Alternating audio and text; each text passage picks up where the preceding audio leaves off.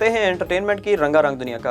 अदाकार हुमायूं सईद ने कहा है कि अगर फिल्में बनने का सिलसिला बिला तातुल जारी रहेगा तो इंडस्ट्री खोया हुआ मुकाम फिर से हासिल कर लेगी।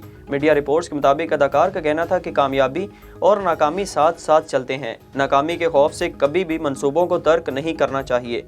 एक इंटरव्यू में हुमायूं सईद ने कहा कि जब तवातर से फिल्में बनाई गईं तो इससे इंडस्ट्री को तकवीयत मिली। जब इसमें तातुल आया तो इंडस्ट्री ज़बूहाली का शिकार हो गई। उन्होंने मजीद कहा कि हमारी इंडस्ट्री के पास इतने वसाइल नहीं कि बड़े बजट की फिल्में बनाई जाएं। हुकूमत से मुतालबा है कि न सिर्फ फिल्म इंडस्ट्री को तमाम टैक्सेस से छूट दी जाए बल्कि मराहत भी दी जाएं।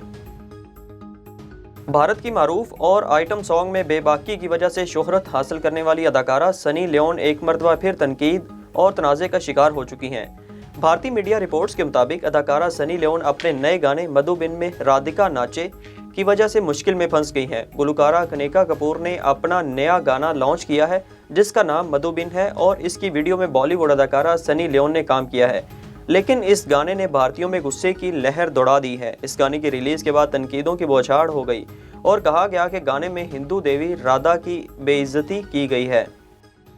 सऊदी अदाकारा अरीज अब्दुल्ला काहिरा में अपने फ्लैट में मुर्दा पाई गई हैं। अरब मीडिया के मुताबिक 24 साल अदाकारा इतवार के रोज़ मिस्र के दारुल हुकूमत काहिरा में अपने फ्लैट में मुर्दा पाई गई।